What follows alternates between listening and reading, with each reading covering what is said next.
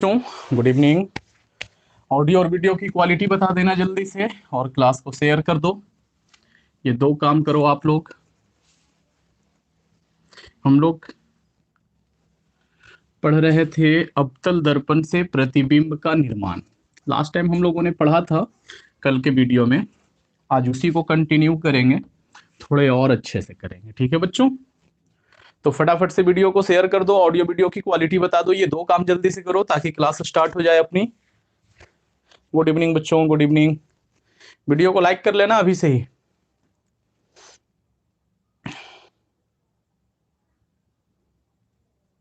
सही है।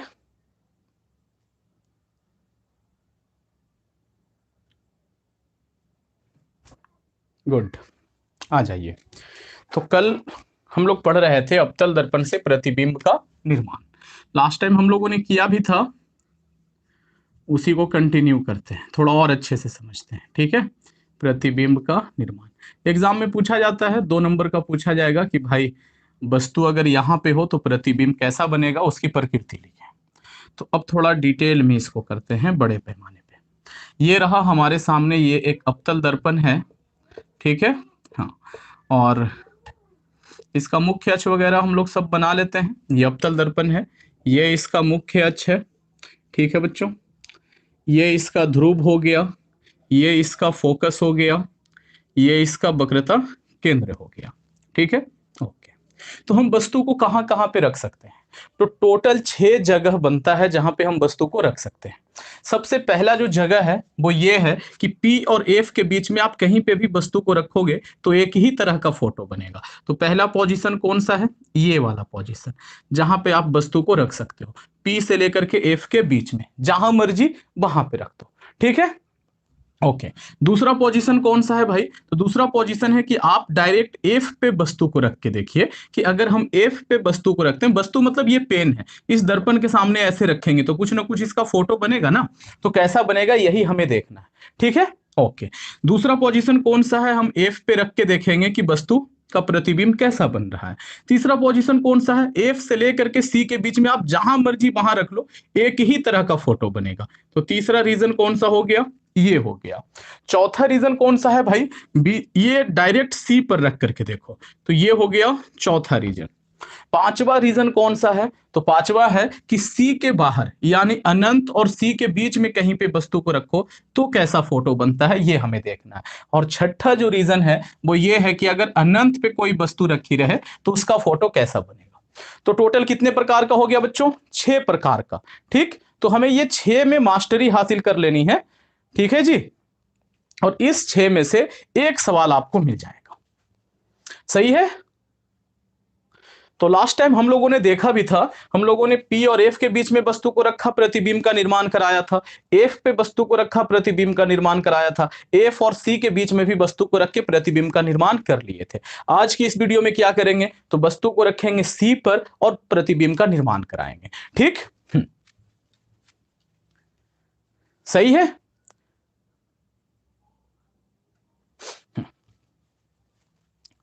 तो आइए, अगला जो हमारे सामने है प्रतिबिंब का निर्माण जब वस्तु कहां हो? सी पर हो। तो 3 तक तो कल हो गया था। चौथे नंबर पे क्या लिखेंगे? जब वस्तु सी पर हो। बहुत से बच्चे मेरे पास अपना ये जो नोट्स बना रहे हैं वो भेज रहे हैं और बहुत अच्छा बना रहे हैं वो नोट्स, बहुत अच्छा एकदम। जो भी मैं यहाँ पे बोलता हूँ वो सारा का सारा टू द पॉइंट वो क्या कर लेते हैं, कॉपी कर लेते हैं। बहुत अच्छी बात है बच्चों, बहुत खुशी हुई देख करके। चलिए, तो क्या है जी? वस्तु जब कहां पे हो? सी पे हो, यानी कि वक्रता केंद्र पर हो। तो हमने वस्तु को यहां रख दिया। प्रतिबिंब का निर्माण कराने के लिए हमें वस्तु से 2 किरण चाहिए होगा। तो एक किरण आपको हमेशा मुख्य अक्ष के समांतर लेना है। तो मुख्य अक्ष के समांतर एक किरण ले लिया, परावर्तन के बाद कहां से जाएगा भाई? तो फोकस से होकर के जाएगा। तो इस तरीके से हमने क्या किया? फोकस से गुजार दिया। कोई जोर जबरदस्ती नहीं करना है, जैसे जा रहा है जाने दो इसको। ठीक है बच्चों, ओके। एक किरण और चाहिए। ठीक, तो दूसरी किरण कहां से लेंगे? फोकस से ले लेते हैं, हमें तो पता ही है। देखिए ये वाला किरण यहां से इस तरीके से जा तो रही होगी ना, कहां से? फोकस से। तो फोकस से जो किरण जाती है तो दर्पण पे पड़ने के बाद क्या हो जाता है? मुख अक्ष के समांतर हो जाता है। तो इसको क्या किया? मुख अक्ष के समांतर कर दिया। ठीक है बच्चों, ये देखो इस तरीके से। ओके, मुख अक्ष के समांतर कर दिया। जहां पे कटा वही हमारा क्या बन गया? प्रतिबिंब। यहां से लंब डाल दो। आप लोग देखोगे कि फ्री हैंड से जो भी ड्रॉ किया है ना, वो भी एकदम परफेक्ट फोटो बना है। ठीक, दिख रहा है आप लोगों को? एकदम परफेक्ट फोटो बना है, फ्री हैंड से ड्रॉ किया है तब भी। आप भी ऐसा कर सकते हैं, कोई दिक्कत वाली बात नहीं है। तो देखो इसकी प्रकृति क्या हो जाएगी? तो सबसे पहले हमें वास्तविक और काल्पनिक बोलना होता है। देखो प्रकृति में, अच्छा इससे पहले बोल देना कि ये हमारा ए और बी नाम का है प्रतिबिंब। क्या है? ए डैश है और क्या है? बी डैश है। ठीक है, तो सबसे पहले जो है वो ये है कि वास्तविक बना है। वास्तविक है तो जाहिर सी बात है कि उल्टा भी बनेगा, वैसे हमें दिख भी रहा है कि वास्तविक है और साथ ही साथ क्या है बच्चों? उल्टा है। ठीक, तीसरा जो है वो ये है कि इसका स्थान कैसा है। तो स्थान कहां पे बना है? तो सी पर बना है, जिस पर वस्तु है ना, जहां पे जिस पॉइंट पे, उसी पॉइंट पे प्रतिबिंब बना है, तो सी पर बना है। और चौथा जो इसमें पॉइंट है वो ये है कि वस्तु के बराबर बना है। ठीक, अब देखो यहां पे मैं एक ऑब्जेक्टिव का सवाल बताने जा रहा हूं। कई बार एग्जाम में पूछा गया है, कई बार एग्जाम में पूछा गया है कि बताओ वस्तु को हम कहां रखें जिससे कि वस्तु का आकार और प्रतिबिंब का आकार समान हो, है ना? तो कहां पे रखेंगे? सी पर अगर वस्तु को रख देंगे तो प्रतिबिंब क्या करेगा? उतना ही बड़ा बनेगा। सही है? ठीक है ना बच्चों?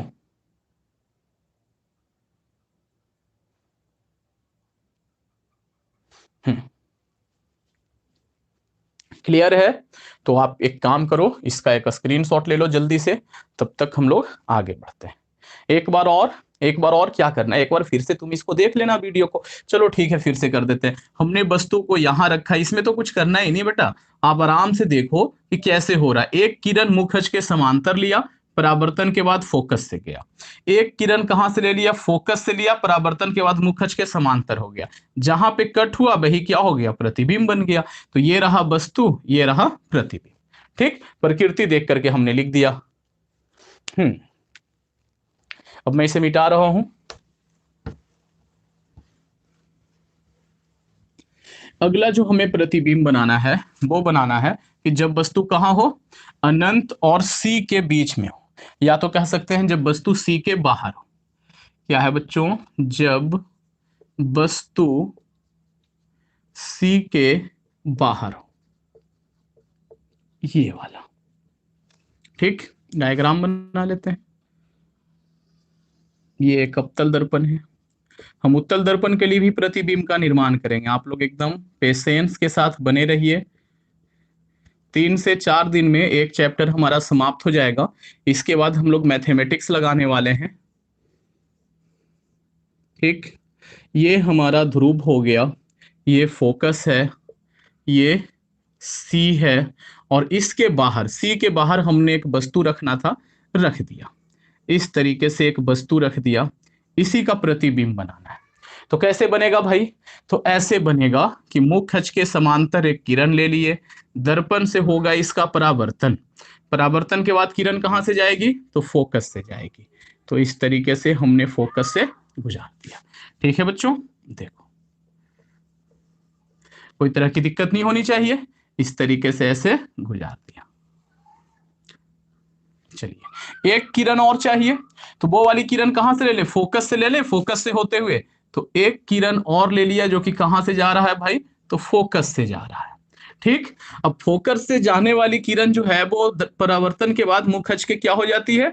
समांतर हो जाती है। तो मुख अक्ष के क्या कर दिया? समांतर कर दिया। जहां पे कट किया, कहां पे कट किया? यहां पे। तो यही हमारा क्या हो गया? प्रतिबिंब हो गया। ठीक, अब इसकी प्रकृति बता देनी है। ये है वस्तु ए और बी, और ये है प्रतिबिंब ए डैश बी डैश। तो वास्तविक है। ठीक है, क्या है जी? वास्तविक है। पहला जो प्रकृति में लिखेंगे क्या है? ये वास्तविक है। दूसरे नंबर पर क्या लिखेंगे? उल्टा है। तीसरे नंबर पर क्या लिखेंगे? वस्तु से छोटा है। आप लोग देख सकते हैं कि वस्तु से क्या है? छोटा है, देखने से ही लग रहा है। और चौथा नंबर पे उसका स्थान लिखेंगे कि सी और एफ के बीच में है। देख लो, ये चार चीजें हैं ना, वास्तविक है, उल्टा समझ में आता है। देखो, हमने जो वस्तु रखा है वो कैसे रखा है, मुख अक्ष के ऊपर रखा है, और प्रतिबिंब मुख अक्ष के कहां बना है, नीचे बना है। ठीक है बच्चों, तो उल्टा हो गया ना ये। तो इसका एक स्क्रीनशॉट ले लीजिए। ये था हमारा पांचवा पोजीशन।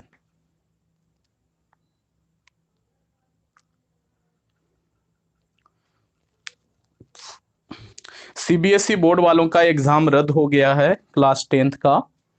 इसका मतलब ये नहीं कि बाकी सबका भी रद्द हो गया है, और अगर रद्द हो भी जाता है तो पढ़ाई खत्म नहीं हो जाती। सबसे पहले ये जान लो कि पढ़ाई खत्म नहीं हो जाती, पढ़ाई हमेशा चलती रहेगी। अगर आप 11th में जाओगे और वहां पर ये आपको पढ़ने को मिलेगा, ठीक है, आपको प्रमोट कर दिया गया बिना एग्जाम दिए, वहां जाओगे, ठीक है, तो वहां तो ये चीज पढ़ने को मिलेगा और एडवांस लेवल पे मिलेगा, तो फिर कैसे संभालोगे, संभल पाएगा, नहीं संभल पाएगा। ठीक है, बड़ी मुश्किल हो जाएगी। तो आप लोग मन लगा के पढ़ते रहो, रद्द हो ना हो हमें क्या फर्क पड़ता है, हमें तो पढ़ना है भाई, हमें नॉलेज चाहिए, है ना जी।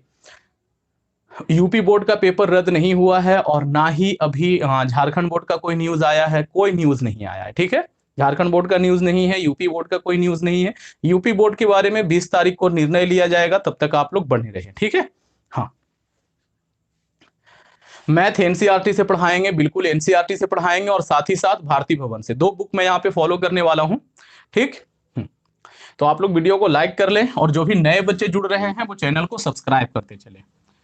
तो इसे मैं मिटा देता हूं। अब जो एक और बच गया है वो है कि जब वस्तु कहां हो, अनंत पर हो। जब वस्तु अनंत पर हो तो इसका एक स्पेशल ही केस बनता है। इसको आप लोग बड़ा ध्यान से देख लो। देखो, अनंत पे जो वस्तु होता है वो हम लोग मान के चलते हैं कि वहां से जो किरणें आती हैं ना, वो समांतर किरणें आती हैं, आपस में एक दूसरे के क्या होती हैं, समांतर होती हैं। ठीक, तो हमने माना कि यहाँ पे कहीं बहुत दूर अनंत में कोई एक वस्तु रखा हुआ है, तो उससे जो किरण आएगा वो क्या आएगा, समांतर किरणें आएंगी। तो हमने माना कि वो जो समांतर किरणें हैं वो मुख अक्ष के समांतर आ रही हैं। किसके समांतर आ रही हैं भाई, मुख अक्ष के समांतर आ रही हैं। तो हमने कहा कि ये एक किरण आया ऊपर से, ठीक है, अनंत पे रखी वस्तु से ये किरण चला आ रहा है, तो दर्पण से परावर्तन के बाद कहां से जाएगा, मुखज के समांतर है ना, तो कहां से जाएगा, फोकस से जाएगा। ठीक, तो इस तरीके से फोकस से गुजार दिया। एक और किरण आ रहा है, बहुत सारा किरण आ रहा है ना, एक और किरण आ रहा है। ठीक, हमने माना कि वो नीचे से इस तरीके से चला आ रहा है, ये भी मुखज के समांतर ही है, तो दर्पण से क्या होगा, परावर्तन होगा, तो ये भी कहां से जाएगा, फोकस से ही जाएगा, मुखज के समांतर है ना भाई। तो इन्होंने कहां पे एक दूसरे को कट किया, फोकस पे कट किया, तो यही उसका क्या बन जाएगा, प्रतिबिंब बन जाएगा। ठीक सॉरी, तो ये क्या बन गया, प्रतिबिंब बन गया। तो इस तरीके से अनंत पे रखी वस्तु का प्रतिबिंब बनता है। ठीक है बच्चों, ओके। तो यहां पे इसकी प्रकृति क्या हो जाएगी, वास्तविक हो जाएगी, क्योंकि वास्तव में एक दूसरे को कट कर रही हैं किरणें, वास्तविक है। अब यहाँ पे उल्टा और सीधा आप बता नहीं सकते, क्यों नहीं बता सकते भाई, तो एक बिंदु मात्र बनता है एकदम। ठीक है बच्चों, हाँ, तो वास्तविक है, कहां पे बनता है, एफ पर बनता है, और बिंदु मात्र बनता है, या वस्तु से बहुत छोटा बनता है, वस्तु से बहुत छोटा। आप लोग चाहें तो उल्टा भी लिख सकते हैं, वास्तविक है तो उल्टा ही होगा। ठीक है, इस लड़के को ना बाहर निकाल दूंगा। ठीक, मतलब पढ़ना इसको है नहीं, सिर्फ एग्जाम रद्द करवाने पे लगा हुआ है, बाहर जा भाई। ठीक है, तो इसका भी आप लोग एक स्क्रीनशॉट ले लीजिए, और हम लोगों ने अभी तक जितना भी पढ़ा है एक बार उसको क्या करेंगे, अच्छा क्या है, लाइट स्ट्रेट लाइन में ट्रेवल क्यों करती है, स्ट्रेट लाइन में ट्रेवल क्यों करती है, ये उसके अंदर का प्रॉपर्टी है। ठीक है, आप थोड़ा सा एक क्लास और बर्दाश्त कर लीजिए, एक नहीं 2 क्लास और बर्दाश्त करना पड़ेगा आपको। ठीक है, तब आपको पता चलेगा कि लाइट जो है वो स्ट्रेट लाइन में ट्रेवल क्यों करती है, उसके अंदर क्या प्रॉपर्टी होते हैं। आपको तब ये भी बताया जाएगा कि लाइट ना सिर्फ स्ट्रेट लाइन में ट्रेवल करती है, बल्कि वो वेव के फॉर्म में भी ट्रेवल करती है, यानी तरंग के रूप में। तो जितना आपका भी ये है, जितना पचा सकते हो उतना ही खाओ, है ना, ज्यादा खाने की जरूरत नहीं है, अनपच हो सकता है। ठीक, फिलहाल बस इतना जान लो काफी है कि लाइट जो है वो स्ट्रेट लाइन में ट्रेवल करती है। याद रखो इस बात को, आगे चल करके आपको ये भी बताया जाएगा कि क्यों ट्रेवल करती है। ठीक, और उसका कॉन्ट्राडिक्शन भी है, जैसे लोगों ने कहा कि स्ट्रेट लाइन में ट्रेवल करती है, कुछ लोगों ने कहा कि तरंग के रूप में ट्रेवल करती है। दोनों बातें सही हैं, दोनों रूप में ट्रेवल करती है। ठीक है जी। हाँ, अब हम लोग थोड़ा सा एक बार रिवीजन कर लेते हैं। रिवीजन कैसा भाई, तो जो भी अभी तक हम लोगों ने पढ़ा ना, उसको इस तरीके से अपने कॉपी में एकदम एक साइड पे लिख लेना है। इस चीज को जो मैं अभी बना रहा हूं, इसको देखोगे पूरा का पूरा जो 6 डायग्राम बनाए हैं ना, वो एक साथ क्लियर हो जाएंगे। ठीक है बच्चों, चलिए। तो ये है हमारा अवतल दर्पण और ये इसका मुख्य अक्ष हो गया। ओके, ये इसका ध्रुव हो गया, ये इसका एफ हो गया और ये इसका सी हो गया और ये अनंत से बाहर। हमने वस्तु को यहां पे रखा, पहला पोजीशन ये था। हमने वस्तु को कहां रखा है भाई, यहां पे रखा है, ये पहला पोजीशन है। दूसरा पोजीशन क्या है, वस्तु को हमने कहां रखा है, यहां पे रखा है। तीसरा पोजीशन क्या है भाई, तीसरा पोजीशन हमने वस्तु को सी और एफ के बीच में रखा है, ध्यान से देखना। चौथा पोजीशन हमने वस्तु को कहां रखा है, सी पर रखा है। पांचवा पोजीशन सी के बाहर रखा है और छठा पोजीशन हमने कहां रखा है, अनंत पे रखा है। अब बात करते हैं प्रतिबिंब का कि प्रतिबिंब कहां बनता है। ठीक है,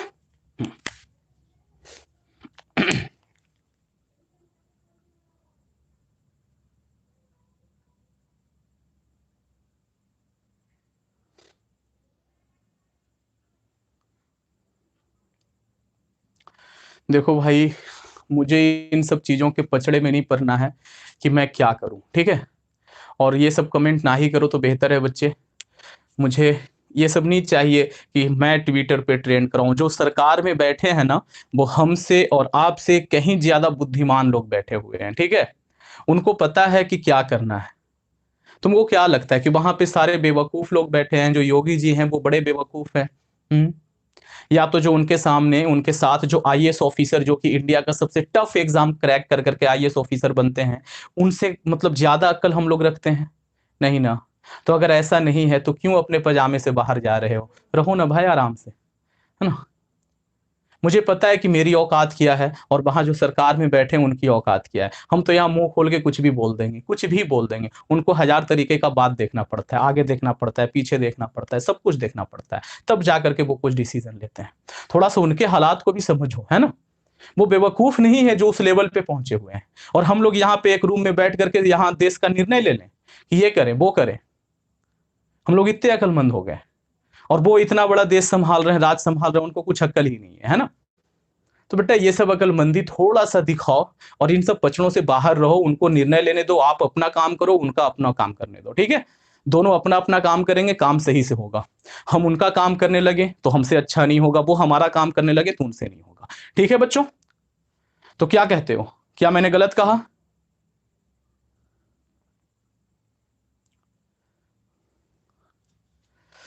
चलो आ जाओ। तो हमने यहां पे रखा। अब जो प्रतिबिंब का निर्माण करवा रहे हैं वो ब्लू पेन से करवा रहे हैं। जब हम वस्तु को पी और एफ के बीच में रखते हैं तो प्रतिबिंब कहां पे बनता है बच्चों, यहां पे बनता है। ये आपको दूसरे पेन से, कोई दूसरे कलम से इस तरीके से बना लेना है, यहां पे बनता है। ठीक है, ये पहला पोजीशन का आंसर है। दूसरा, जब हम वस्तु को एफ पे रखते हैं तो प्रतिबिंब कहां पे बनता है, कहीं यहां पे बनता है, ये दूसरा पोजीशन है।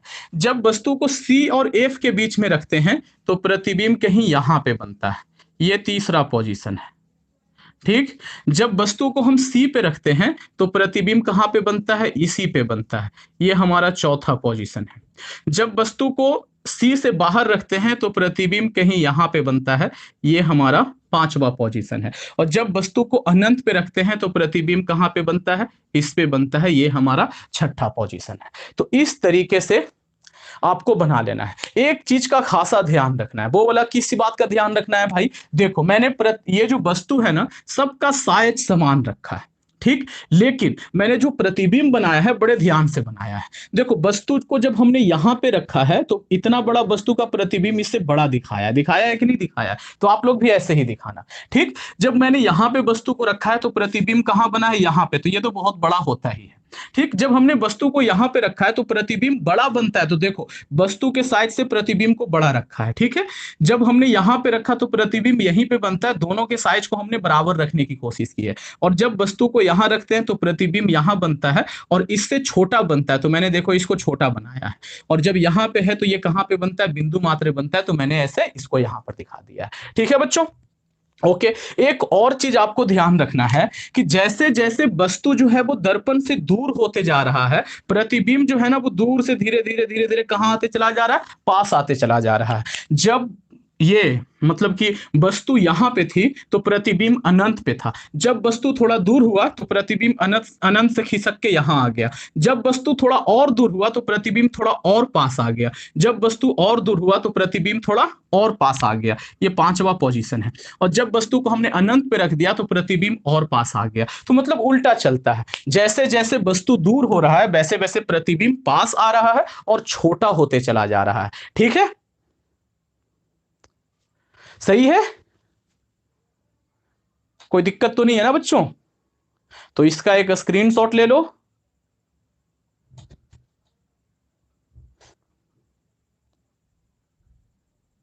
हम्म,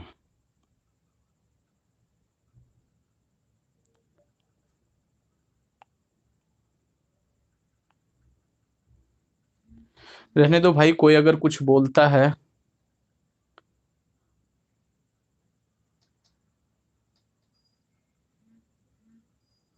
हम्म, चलिए, तो इसका एक स्क्रीनशॉट हो जाए। मैथ एनसीईआरटी से ही करवाएंगे, ठीक है। इसे मिटा देता हूं, स्क्रीनशॉट हो गया सबसे। तो सारे लोग एक बार वीडियो को लाइक कर देंगे बच्चे, सभी लोग मिलकर के वीडियो को लाइक करो, चैनल को सब्सक्राइब कर लो। जो भी नए वाले बच्चे हैं चैनल को सब्सक्राइब करते चलेंगे, वीडियो को लाइक कर लीजिए। और अपने छोटे भाई बहन दोस्त जो भी हैं उनको बताते रहना है कि हाँ भाई यहाँ पे क्लास 10th के लिए न्यू बैच स्टार्ट हो गया है। आप अरे हो गया, बाहर हो गया, कितना परेशान होते हो। उन लोगों को इतना ये है ना, भाव दोगे तो वो ऐसे ही करेंगे। तो भाव नहीं देना है, ठीक है। कोई अगर कुछ गलत बोलता है बोलने दो। आप समझ सकते हो, अगर मैं ठीक पढ़ा रहा हूं, तुम अच्छे बच्चे हो, तुम पढ़ रहे हो, तो किसी को बोलने से क्या फर्क पड़ता है, कोई फर्क नहीं पड़ता, ठीक। ओके, अब जो आप लोगों को पढ़ना है अगला चीज वो पढ़ना है। अच्छा, उत्तल दर्पण से प्रतिबिंब तो हमने बताया ही नहीं। उत्तल दर्पण से प्रतिबिंब कैसे बनता है भाई, तो देखो अब हम लोग पढ़ लेते हैं। उत्तल दर्पण से प्रतिबिंब का निर्माण, प्रतिबिंब का निर्माण, ठीक है बच्चों। अब ये हमारा टॉपिक है। ये बहुत कम बार एग्जाम में पूछा गया है, लेकिन अगर पूछ दे तो तैयारी हमारी पूरी होनी चाहिए। तो ये हमने एक उत्तल दर्पण बना लिया और एक ही तरह का फोटो बनता है इसमें, ठीक है। तो ये उत्तल दर्पण है। मुख्य अक्ष इसका कहाँ होता है, तो पीछे होता है इस तरीके से। ये इसका मुख्य अक्ष हो गया। ये मान लिया कि ये वक्रता केंद्र है और ये क्या है भाई, फोकस है। और हम लोग मुख्य अक्ष को थोड़ा इस तरफ भी बढ़ा देते हैं ताकि वस्तु को रख सकें। हमने वस्तु को कहाँ पे रख दिया, यहाँ पे रख दिया। अब देखो हमारे पास कोई ऑप्शन ही नहीं है कि हम कहाँ रख सकते हैं, यही तो एक जगह है, कहीं भी रख लो। कोई यहाँ पे है नहीं कि हाँ भाई सी है, एफ है तो उसके बीच में या उसके ऊपर रखो। कहीं पे रखना था, एक जगह पे हमने क्या किया, रख दिया, ठीक है। अब मुख्य अक्ष के समांतर एक किरण लेंगे, दर्पण से परावर्तन होगा। देखने वाले को ऐसा लगेगा जैसे कि कहां से आ रहा है भाई, तो फोकस से आ रहा है, ठीक है। इस तरीके से पहले हम यहां बना लिए और ऐसे लगेगा। देखने वाले को ऐसा प्रतीत होगा ना कि ये जो परावर्तित किरण है वो कहां से आ रहा है, फोकस से आ रहा है, ठीक। अब एक किरण और लेना है, ठीक है जी। एक किरण और कहां से ले लो, तो यहां से ले लो, ध्रुव से। ये वाला किरण ध्रुव पे आया, दर्पण से परावर्तन हो जाएगा। जितना डिग्री का कोण बना के आया है उतना डिग्री का कोण बना करके ये क्या होगा, निकल जाएगा। अब आप ही लोग बताओ कि क्या ये वाला किरण और ये वाला किरण भविष्य में कभी भी मिलेंगे, ये नहीं मिलेंगे, दोनों फैलती चली जा रही है, ठीक है। तो फिर क्या हो जाएगा भाई, तो हम इसको क्या करेंगे, अपने सीध में पीछे बढ़ाएंगे। और पीछे बढ़ाने के बाद जहां पे ये किरणें एक दूसरे को कट करेंगी वही हमारा क्या हो जाएगा, फोटो हो जाएगा। तो कहां पे कट किया, यहां पे। तो ये बन गया डायग्राम, ठीक है बच्चों। हाँ जी, तो ये वस्तु है जिसका नाम है ए बी और ये डायग्राम है जिसका नाम है ए डैश बी डैश। अब इसका प्रकृति जरा लिख ले, तो इसका प्रकृति क्या हो जाएगा, तो सबसे पहली बात कि ये तो काल्पनिक बना है, हमने कल्पना किया है कि पीछे किरणें इस तरह से जाएंगी, तो काल्पनिक है। दूसरे नंबर पर क्या है, सीधा है। ठीक है, तो काल्पनिक बनता है, सीधा बनता है, और आप लोग देख रहे होंगे कि वस्तु से छोटा भी बना है, वस्तु से छोटा बना है। ठीक है, तो उत्तल दर्पण से प्रतिबिंब हमेशा काल्पनिक बनता है, सीधा बनता है और वस्तु से छोटा बनता है, ये आप लोगों को याद रखना है। ठीक है, तो इसका एक स्क्रीनशॉट ले लीजिए जल्दी से।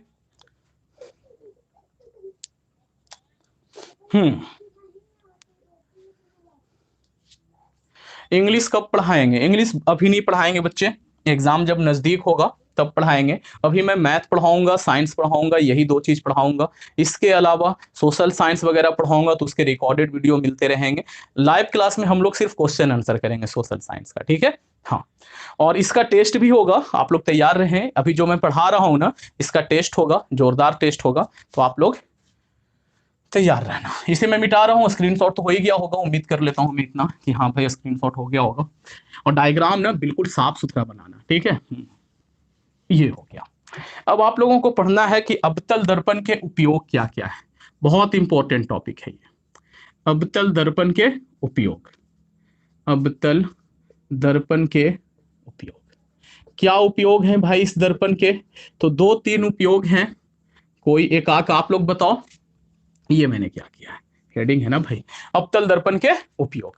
ठीक है, तो क्या उपयोग है, सबसे पहले इसका उपयोग होता है सैलून में। सैलून में जो होता है, जो बाल वगैरह कटवाते हैं, नाई के दुकान में, कुछ भी कह सकते हो। ठीक है, हाँ, नाई के दुकान में अवतल दर्पण का उपयोग होता है। क्यों भाई, तो नाई के दुकान में कुछ इस तरीके से सेटिंग होता है कि ये दर्पण है, यहाँ पे हम लोग कुर्सी लगा लेते हैं, अपना चेयर लगा लेते हैं, और चेयर को इस तरीके से लगाते हैं ना कि यहाँ पे इंसान बैठेगा। ठीक, और ये दर्पण जो है इसका फोकस कहाँ है, यहाँ पे है। चेयर जो है वो इसके पी के और एफ के कहाँ है, बीच में है। तो इसका फोटो कैसा बनेगा दर्पण में, पीछे बनेगा, बड़ा बनेगा, सीधा बनेगा। ठीक, तो अब ना हम लोग ऐसे छोटा छोटा दाढ़ी रख रहे हैं, पहले लोग क्या करवाते थे, इसको एकदम छिलवा लेते थे। ठीक है, एकदम क्लीन शेप रहते थे। तो फिर कई बार क्या होता था कि ऐसे हमने छिलवाया फिर भी थोड़ी थोड़ी दाढ़ी रह गई, तो बड़ा फोटो दिखेगा तो हमको दिखेगा ना कि अरे यहाँ पे थोड़ा सा रह गया, कैसे बनाए हैं आप, हम इसको बोल सकते हैं। ठीक है, हाँ, सही है। चलिए, तो पहला हो गया सलून में या तो नाई की दुकान में, ये कह सकते हैं। दूसरे नंबर पर क्या है भाई, दूसरे नंबर पे सोलर भट्ठी में, सोलर भट्ठी में, सोलर भट्ठी में समतल दर्पण भी लगा सकते हैं लेकिन अवतल दर्पण भी लगता है। सोलर भट्ठी क्या होता है, ये हम लोग चैप्टर नंबर 6 में पढ़ेंगे। फिलहाल बस इतना याद रख लो कि सोलर भट्ठी में इसका उपयोग होता है। ठीक है, सोलर कुकर भी कहते हैं इसको। इसके अलावा डॉक्टर लोग भी इसका इस्तेमाल करता है। कौन करते हैं बाबू, डॉक्टर। ठीक है, डॉक्टर लोग क्या करते हैं, जैसे उनको मतलब ये खास करके ईएनटी वाले डॉक्टर जो होते हैं, जो मतलब आंख नाक कान वगैरह देखते हैं ना, वो जैसे किसी को कान देखना हो कोई डॉक्टर को, तो अंदर अंधेरा होता है ना, तो डॉक्टर एक बल्ब जला लेते हैं अपने सामने, और यहाँ सर पे ना एक पट्टी जैसा बांध के रखेंगे, जैसे यहाँ पर आईना लगा हुआ रहेगा, तो वहां से किरणें आएंगी, इससे टकरा करके सीधा कहाँ जाएंगी, जहां डॉक्टर देख रहे होंगे, तो वहां पर उजाला हो जाएगा। ठीक है बच्चों, हाँ, ओके है। चलिए, इसके अलावा डॉक्टर लोग तो कर ही रहे हैं। चौथे नंबर पर क्या हो जाएगा, गाड़ियों के हेडलाइट में। कई बार आप लोग ये मत समझ लेना कि भाई, बच्चे समझ लेते हैं कई बार हेडलाइट का मतलब वो साइड मिरर समझ लेते हैं, हेडलाइट में भी इसका इस्तेमाल होता है। ठीक है, हाँ, हेडलाइट में कैसे होता है, ये रहा गाड़ी की हेडलाइट, कुछ इस तरीके से बनी हुई होती है, इस तरीके से। तो ये वाला जो चीज होता है ना, ये अवतल दर्पण लिया जाता है। यहाँ पे क्या लगा हुआ है भाई, तो इस तरीके से एक बल्ब लगा हुआ है। ये बल्ब कुछ ऐसा है कि इस दर्पण के फोकस पे रखा हुआ है। ठीक, तो फोकस से निकली हुई किरणें दर्पण से जब परावर्तित होंगी तो कैसे जाएंगे, मुखज के समांतर। ये किरण ऐसे परावर्तित होकर मुखज के समांतर ऐसे, तो ये जो किरण निकल रहा है ना, बहुत दूर तक एकदम सीधा रोशनी दिखाएगा। ठीक है बच्चों, तो समझ में आ गया होगा कि क्यों अवतल दर्पण लिया गया है। ठीक, चलो, तो ये हो गया, तो इसका एक स्क्रीनशॉट ले लीजिए। साथ ही साथ हमें एक और चीज पढ़ना है, वो ये पढ़ना है कि उत्तल दर्पण का उपयोग, उत्तल दर्पण का उपयोग। उत्तल दर्पण का उपयोग क्या है भाई? तो जहां पे हमें छोटी वस्तु चाहिए और सीधी चाहिए, मतलब प्रतिबिंब, तो उत्तल दर्पण का इस्तेमाल करेंगे। तो कहां पे? गाड़ियों के गाड़ियों के साइड मिरर के रूप में। कहां बच्चों? साइड मिरर के रूप में। गाड़ियों के साइड मिरर के रूप में हम लोग क्या करते हैं? उत्तल दर्पण का उपयोग करते हैं। सही है? कोई दिक्कत तो नहीं है ना?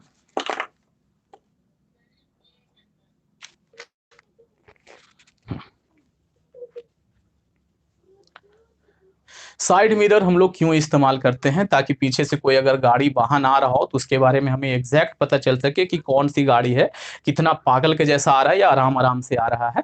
ठीक उसी हिसाब से हम अपने गाड़ी को साइड लगा लें। ठीक है? हाँ, सही है। तो इसका एक स्क्रीनशॉट हो जाए। चलो फटाफट से स्क्रीनशॉट कर लो इसका। हाँ जी, ये मेरा मास्क है, अभी आ गया हाथ में, दूर रहो। आप लोग भी मास्क लगा करके निकले भाई, बाहर जब भी निकले। बहुत ज्यादा तबाही मचा रहा है ये कोरोना। तो घर पे रहें, सुरक्षित रहें, यही कहेंगे जब तक बहुत ज्यादा जरूरी नहीं हो। बुक बदल गई है? अच्छा, ये कहाँ से खबर आया भाई? कहाँ से खबर आया ये कि बुक बदल गई है? हम्म, अजीब अजीब खबर आते रहता है।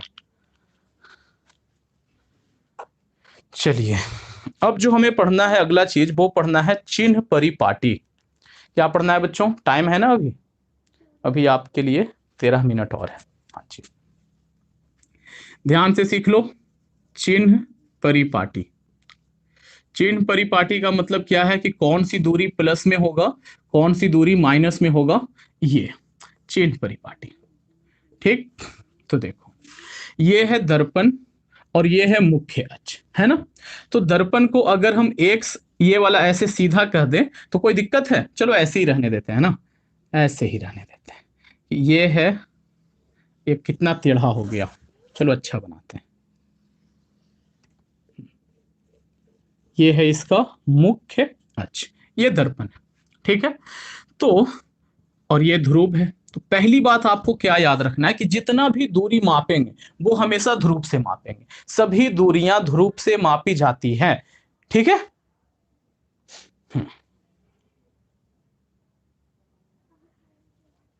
ओके, सभी दूरियां कहां से मापी जाती हैं?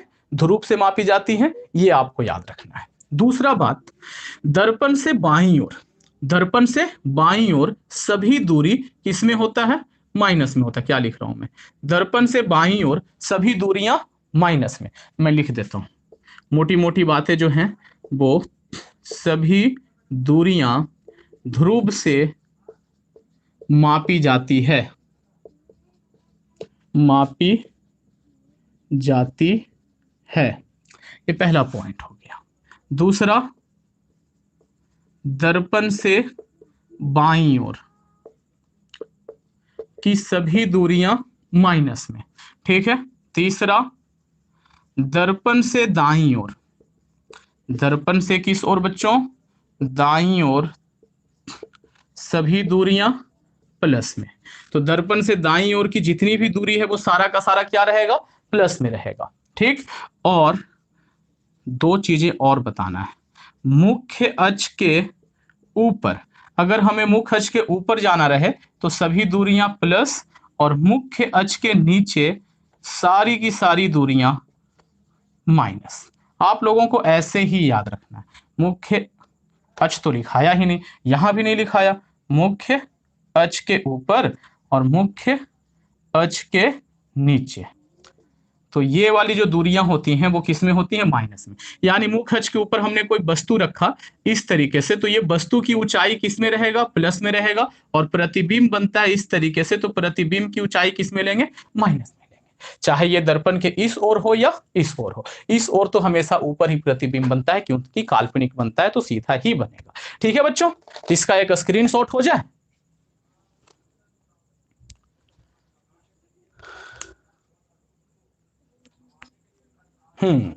अच्छा, अब कुछ बच्चे लिख रहे हैं कि आपतित किरण से आती हुई जो प्रकाश ये है दिशा, जो क्या क्या बोलते हैं पता नहीं। कितना कंफ्यूजिंग लगता है, वो लगता है कि नहीं लगता है कि भाई आपतित किरण, जिधर से किरण आती है उस ओर मापी गई दूरी माइनस में। क्या है ये भाई कि ये आपतित किरण है, उस ओर हम जा रहे हैं तो माइनस में, आपतित किरण इधर जा रही तो इस ओर प्लस में। ये सब इतना चौंचला नहीं करना है, सीधा सीधा दर्पण से बाईं ओर जा रहे हैं तो माइनस, दर्पण से दाईं ओर जा रहे हैं तो प्लस, मुंह खच के ऊपर जा रहे हैं तो प्लस, मुंह खच के नीचे जा रहे हैं तो माइनस। ठीक है, ओके।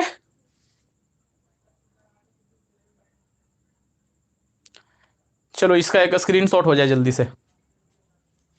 मैथ अभी पढ़ा नहीं रहे हैं, मैथ इसी टाइम पे होगा। और आप लोगों ने अभी तक आज वीडियो को लाइक नहीं किया है भाई, फटाफट से कर लो लाइक। ये हो गया, चिन्ह परिपाटी हो गया। हाँ, अब जो आप लोगों को पढ़ना है वो क्या पढ़ना है भाई? तो अब आप लोगों को पढ़ना है दर्पण सूत्र। क्या पढ़ना है? दर्पण सूत्र। दर्पण सूत्र क्या होता है वो जरा सा देख लेते हैं। दर्पण सूत्र, दर्पण सूत्र जो होता है, मान लो कि मतलब वस्तु एक दर्पण से कुछ दूरी पे रखा हुआ है, तो वस्तु की दूरी 10 सेंटीमीटर या 12 सेंटीमीटर है, तो उसको हम यू लिख देते हैं। वस्तु दूरी यू रहे, और प्रतिबिंब जो है कहीं पे बनी होगी, वस्तु रखी है तो दर्पण उसको ये करेगा, परावर्तित करेगा, तो प्रतिबिंब भी बनेगा ना। तो प्रतिबिंब की दूरी को तुम किससे लिख रहे हो? भी से लिख रहे हो। और दर्पण का कुछ फोकस भी रहा होगा, तो फोकस दूरी जो है उसको तुम किससे लिख रहे हो? स्मॉल एफ से लिख रहे हो। तो इन तीनों में जो संबंध बताता है उससे ही हम लोग क्या कहते हैं भाई? तो उसे कहते हैं दर्पण सूत्र। और वो दर्पण सूत्र क्या होता है? 1/v plus 1/u equal to 1/f।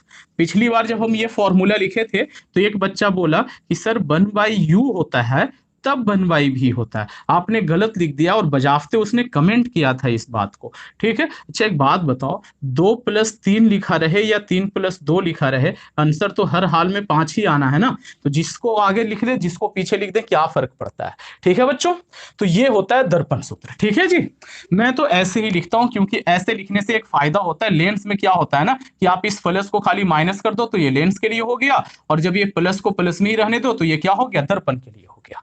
Okay है,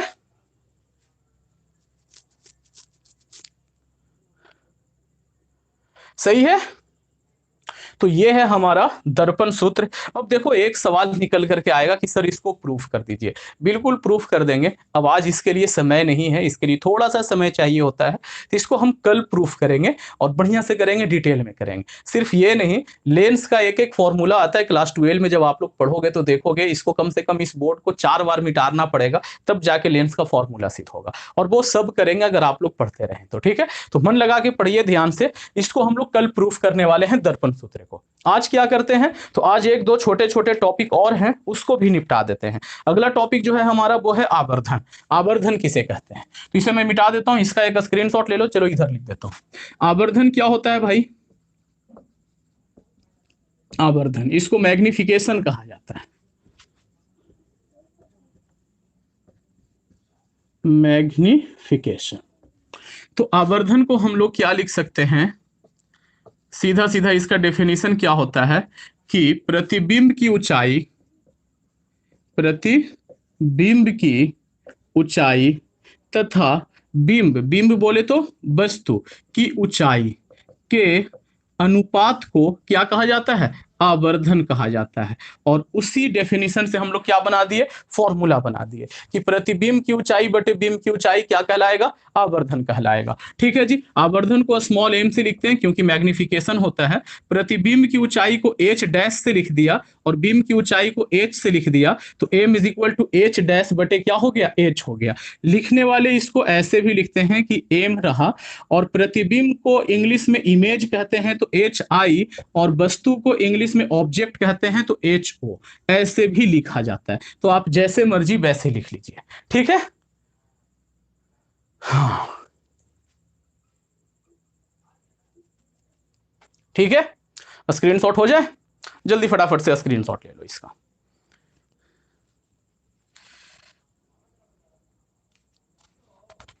हम्म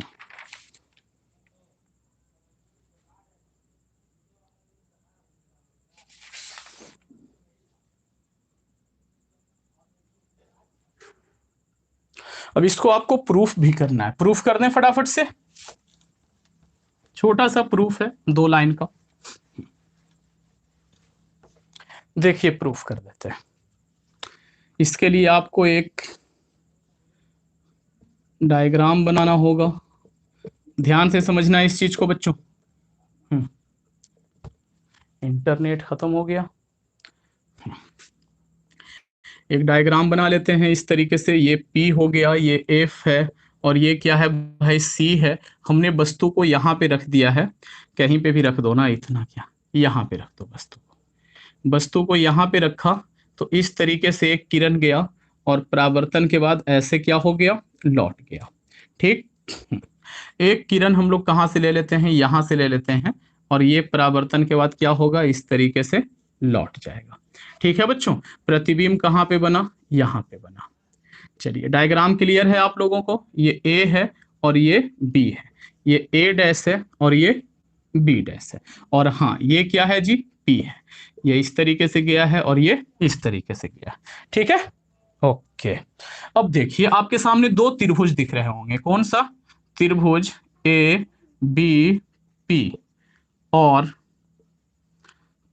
एक काम करते हैं, पहले ये लेते हैं A dash B dash P, ये वाला त्रिभुज A dash B dash P, ये वाला ये एक त्रिभुज दिख रहा है, और एक और त्रिभुज दिख रहा होगा ABP, त्रिभुज ABP में क्या है भाई, तो देखो ये वाला कोण और ये वाला कोण दोनों बराबर है, लिखेंगे कि कोण A dash P B dash, यानी कि ये वाला कोण जो है ये बराबर है त्रिभुज कोण APB के, APB के। क्यों बराबर है भाई, तो ये परावर्तन के नियम से बराबर है। परावर्तन का नियम क्या कहता है कि ये आपतन कोण और परावर्तन कोण क्या होते हैं, बराबर होते हैं। तो परावर्तन के नियम से ये दोनों बराबर है। ये वाला कोण 90 डिग्री है और इसका ये वाला कोण 90 डिग्री है, तो लिखेंगे कि B dash A dash P जो है ये बराबर है कोण BAP के, BAP के। क्यों भाई, तो दोनों ही क्या हैं, 90 डिग्री है। यदि किसी 2 त्रिभुज के 2 कोण क्या रहे, बराबर रहे, तो त्रिभुज कैसे होते हैं, समरूप होते हैं। ये आप लोगों को याद होना चाहिए। ठीक है, बात समझ में आ रहा है। तो अब मैं इसे मिटा देता हूं थोड़ा सा, थोड़ी देर के लिए। तो ये दोनों त्रिभुज क्या हो जाएंगे, समरूप हो जाएंगे। ठीक, लिखेंगे इसलिए त्रिभुज A dash B dash P समरूप है। ये समरूप अगर समझ में नहीं आता है तो अभी आप लोग ऐसे ही इसको बर्दाश्त कर लो, ABP के। तो ऐसा होने पे अगर समरूप हो जाता है तो संगत भुजाओं का अनुपात जो होता है ना वो बराबर आता है। ठीक है, ये हम लोग थेल्स थ्योरम पढ़ेंगे मैथमेटिक्स में, तब और अच्छे से चीजें समझ में आ जाएंगी।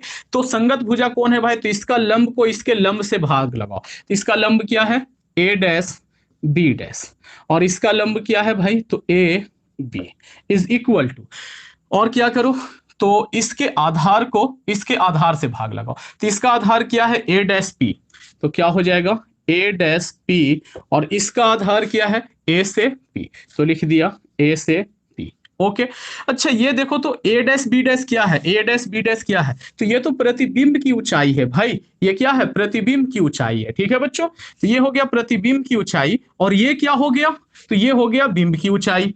ये प्रतिबिंब की ऊंचाई और ये क्या हो गया बच्चों, बिंब की ऊंचाई। ठीक, तो इसे मिटा दूं क्या, हाँ, तो प्रतिबिंब की ऊंचाई नीचे है तो लिखेंगे माइनस का H डैश, और बिंब क्या है, ऊपर है, तो ये चिन्ह परिपाटी के साथ लिखना है, तो प्लस का H। इधर क्या A डैश P, ये क्या है, प्रतिबिंब बना है यहाँ पे, तो यहां से लेके यहां तक की दूरी को क्या कहेंगे, प्रतिबिंब दूरी कहेंगे। तो प्रतिबिंब की दूरी क्या है, A डैश P, और इसको हम लोग किससे लिखते हैं, V से, तो क्या लिखेंगे, माइनस का V लिखेंगे, क्योंकि P से बाईं ओर जा रहे हैं, या तो कह सकते हैं दर्पण से बाईं ओर जा रहे हैं। ठीक है, अच्छा AP मतलब कि P से A तक जाना है, तो ये क्या है, ये तो वस्तु रखा हुआ है यहाँ पर भाई, तो ये हो गया वस्तु की दूरी, और बाईं तरफ जा रहे हैं तो माइनस का U, तो ये से ये क्या हो गया, कैंसिल हो गया, तो यहां से क्या हो गया, H डैश बटे H बराबर भी बटे यू, और ये वाला माइनस को इस तरफ भेज देते हैं तो क्या हो जाएगा, ओके। अब एच डैश बटे एच को तो हम लोग आवर्धन कहते हैं ना भाई, तो एच डैश बटे एच के जगह पर क्या लिख देंगे, आवर्धन लिख देंगे, और इस तरफ क्या है, माइनस का भी बटे यू है। तो ये हमने प्रूफ कर दिया कि आवर्धन का एक और फॉर्मूला होता है कि माइनस भी बाई यू।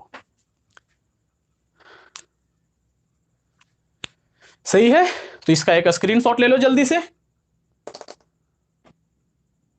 और आज के लिए हम लोग यहीं पे रहते हैं। जिन बच्चों ने अभी तक वीडियो को लाइक नहीं किया फटाफट से कर लें, और जिन्होंने अभी तक चैनल को सब्सक्राइब नहीं किया है वो भी जल्दी से फटाफट से सब्सक्राइब कर लें, और वीडियो को यहीं पर एंड करते हैं। और जो बच्चे इस साल एग्जाम देने वाले हैं वो फटाफट से लाइव आ जाएं, क्योंकि अभी जस्ट लाइव स्टार्ट होने वाली है उनके लिए।